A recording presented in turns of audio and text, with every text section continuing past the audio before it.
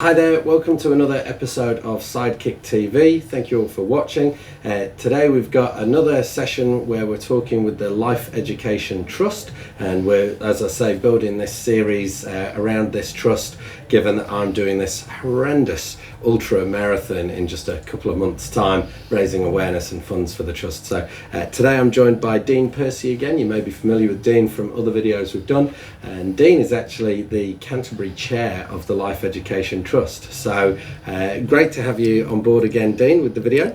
I just want to say, so Dean, can you tell us please, that being the Canterbury Chair of the Trust, what kind of initiatives are you guys working on at the minute? What's drawn you into working with the Trust? Yeah, I initially got involved with Life Ed right when we began back in 1987. I was lucky enough to be one of the first children through the classroom, and I took away a lot of useful lessons that were really useful through my childhood and my adolescence, about it's being okay to be different, and around resilience and how the human body worked. I just found that really powerful, and so later on in my life, when I had the opportunity to get involved again in a governance capacity, it was a no-brainer for me, because for me the investing in people early on in their life pays great dividends later on, and yeah, that's something that really resonates. So so that's why I love being involved with Harold the Draft and Life Education Trust, and yeah, fantastic. It's funny, I was with one of your colleagues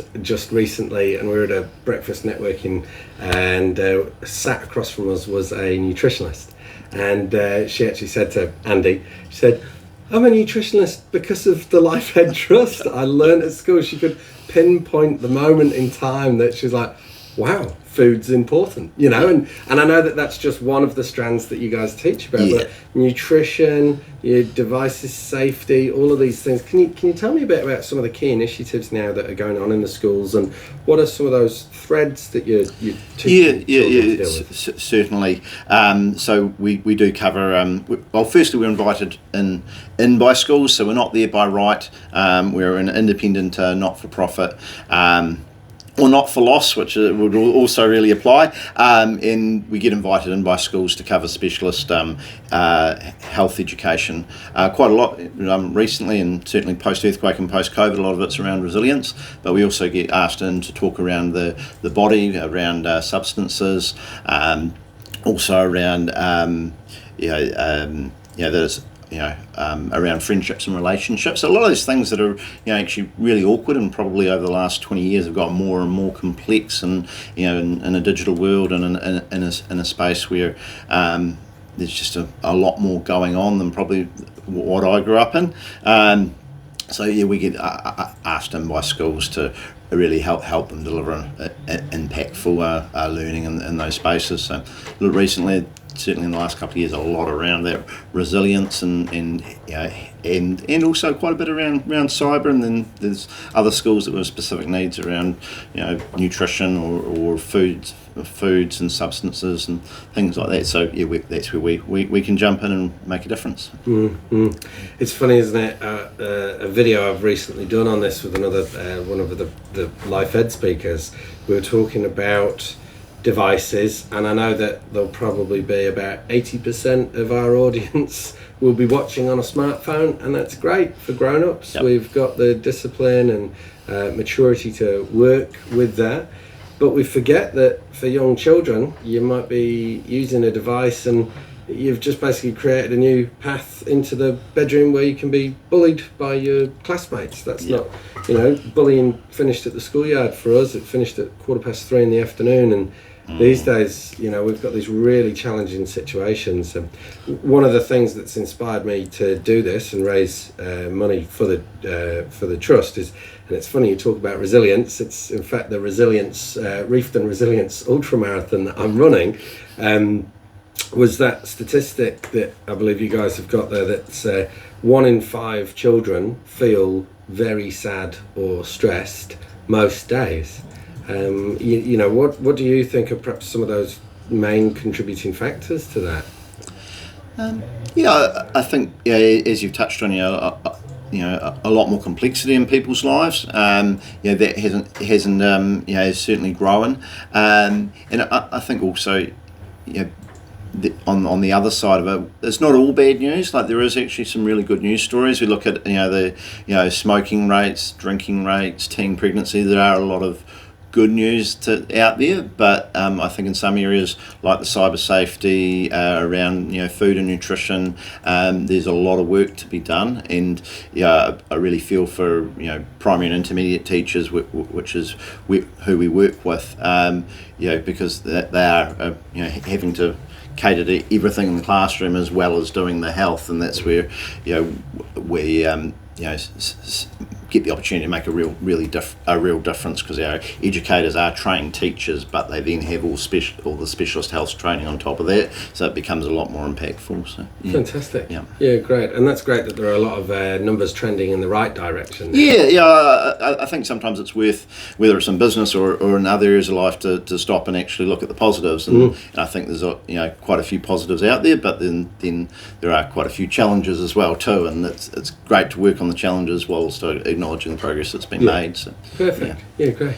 And you recently hosted an evening that you very kindly invited me to, and Cameron Baggery was talking as well about some of there are some quite incredible statistics going on in education at the moment, aren't there? Yeah. So we're very fortunate that LifeEd has a lot of great people involved, and Cameron does sit on a national board, and I'm sure a lot of people will be aware of him. He's a very well-known economist, and he's particularly passionate about the future of our country and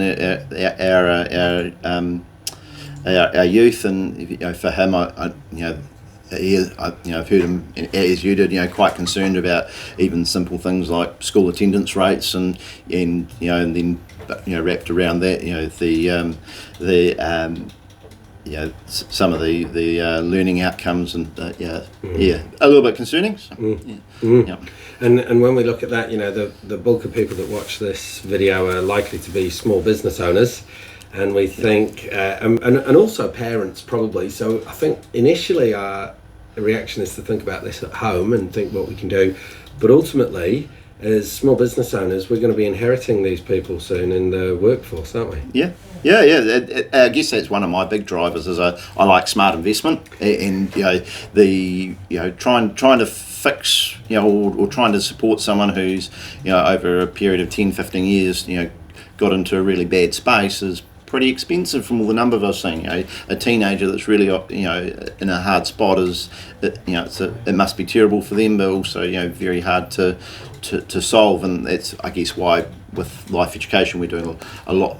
In Canterbury, we're doing a lot of work at the primary intermediate level, they're up to sort of year 8, and that strikes me as quite a good investment in terms of we're investing early on to really help make for a better journey and a better outcome at the end, and ultimately they become our employees, and that's really cool if they're great, and yes. Yeah, fantastic. And so right now, one of the key driving factors behind the trust locally is this fundraising that's going on for a new classroom. Yes, yeah. And, can you tell us about that?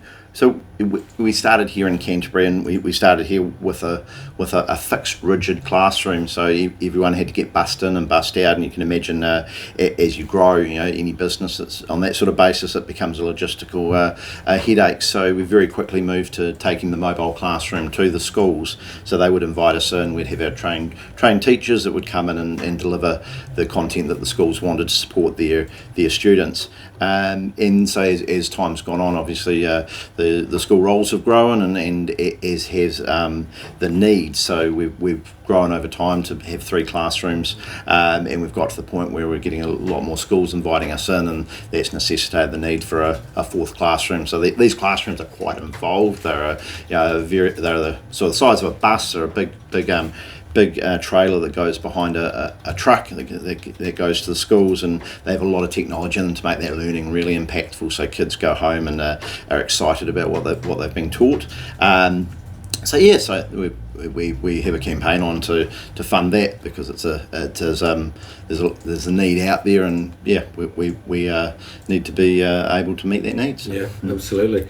And another thing I learned from Andy through this exercise was the funding that you receive you're actually very mindful of the sources, aren't you? I mean, there's no government funding for you. There's no MOE funding. Yeah. Because that you don't want that to conflict with the agenda that you teach. Is that correct? Yeah, I think our founder Trevor Grice was very very passionate about us retaining our independence, and being able to meet the needs of children rather than meeting a specific funder's requirements of the day. So yeah, that has led us down a road of ensuring we remain independent and can chart our own course, and therefore with the aim of being very sustainable. So yeah, we certainly we don't accept outside. We don't chase government funding. Yeah, perfect. Yeah. No, that's great. And look, thank you very much for that. I know that this is a topic that we could talk about all day because it is. I know it is something that you've been involved in for years and you're really passionate about. So I really appreciate that. And look, I would just love to encourage you all. You're going to see me go through quite a bit of pain as I go through this Resilience Ultra, but ultimately this every bit of money here goes towards a great cause. All the proceeds are going to go towards hopefully building this fourth classroom and being able to deliver a really good service out to more children, and at a time where I don't really feel like there's ever really been more need. It's a really pressing time now. So thank you very much, Dean, and thank you to your team for pushing me through this ordeal. I'd just like to thank you, Rick, for committing to run 62 Ks. We will certainly be there cheering you on. Really looking forward to your outcome, and thank you for your passion. Awesome. Thank you very much. No, thank you. Cheers.